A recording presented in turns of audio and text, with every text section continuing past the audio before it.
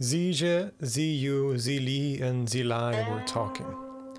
One of them said, "Who can see nothingness as his own head, life as his own spine, and death as his own ass?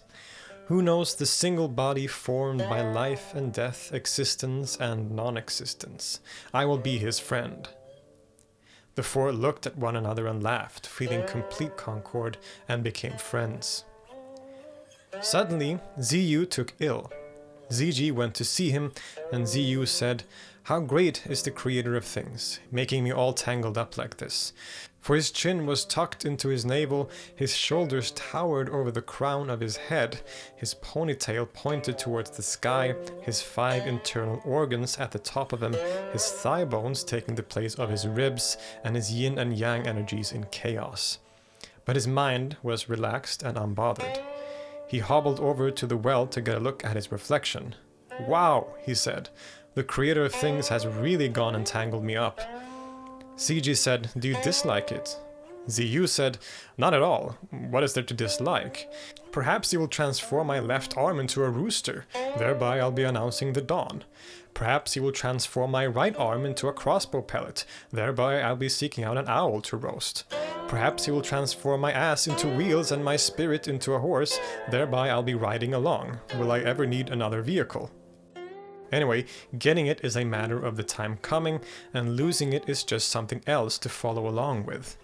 Content in the time and finding one's place in the process of following along, joy and sorrows are unable to seep in. This is what the ancients called the dangle and release. We cannot release ourselves. Being beings, we are always tied up by something. But it has long been the case that mere beings cannot overpower heaven. What is there for me to dislike about it? Suddenly, Zilai fell ill. Gasping and wheezing on the verge of kneeling over, he was surrounded by his weeping family. Zile, coming to visit him, said to them, "Ah, away with you!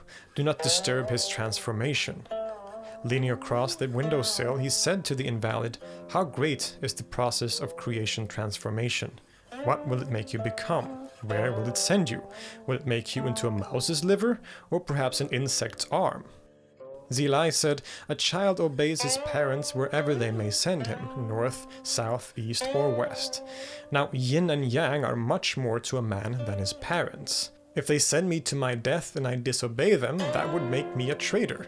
What fault would it be of theirs? The great clump burdens me with a physical form, labors me with life, eases me with old age, and rests me with death. Hence, it is precisely because I regard my life as good that I regard my death as good. Now suppose a great master smith were casting metal. If the metal jumped up and said, 'I insist on being nothing but an Excalibur,' the smith would surely consider it to be an inauspicious chunk of metal. Now if I, having happened to stumble into a human form, should insist, 'Only a human,' creation transformation would certainly consider me an inauspicious chunk of person. So now I look upon all heaven and earth as a great furnace, and creation transformation as a great blacksmith. Where could I go that would not be all right? All at once I fall asleep. With a start I awaken."